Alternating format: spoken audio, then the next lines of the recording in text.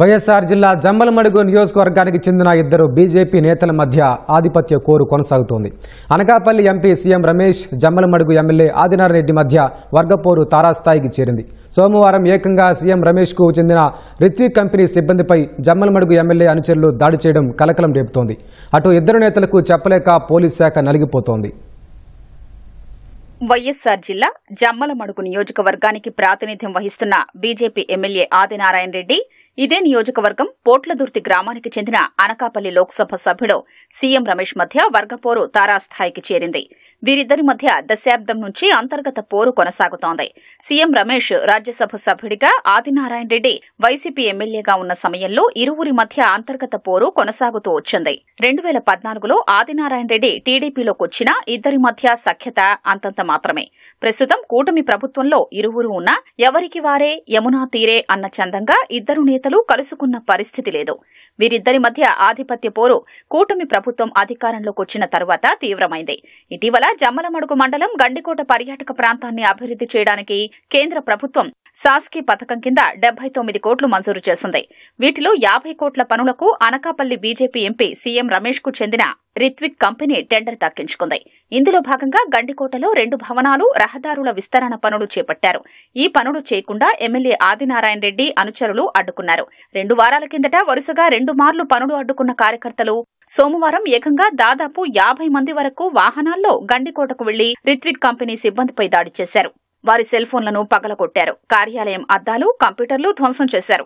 ఒకరిద్దరు కానిస్టేబుళ్లు సంఘటనా స్థలంలో ఉన్నా ఏమీ చెయ్యలేని నిస్సహాయ స్థితిలో ఉండిపోయారు. దాడి చేసి అనుచరులు వెళ్లిపోయిన తర్వాత పదుల సంఖ్యలో పోలీసులు సంఘటనా స్థలానికి చేరుకున్నారు. బాధితుల్ని పిలిచి విచారించారు. వారి నుంచి ఫిర్యాదు తీసుకుని పోలీసులు ఆరా తీస్తున్నారు. ఈ సంఘటన జిల్లా వ్యాప్తంగా చర్చనీయాంశంగా మారింది. అంటే మనకి చేత కాదనే వీళ్ళ చేత అవుతుందనే ఇప్పుడు మీ చేత అయితే ఎంతవరకు కన్సల్ట్ అయ్యే కదా వాళ్ళు కంటైనర్లు దింపి బేస్మెంట్ వేసింది. మీతో మీకు తెలియకుండా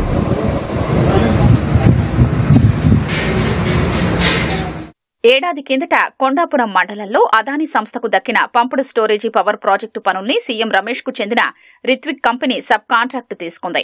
300 కోట్ల రూపాయలతో 1000 మెగావాట్లతో నిర్మిస్తున్న ప్లాంటు పనుల్ని 2024 నవంబర్లో ఎమ్మెల్యే ఆదినారాయణ రెడ్డి అనుచరులు అడ్డుకున్నారు. ప్రాజెక్టు కార్యాలయం, షెడ్లపై రాళ్లదాడి చేయగా పలువురిపై కొండాపురం పోలీసులు కేసు నమోదు చేశారు.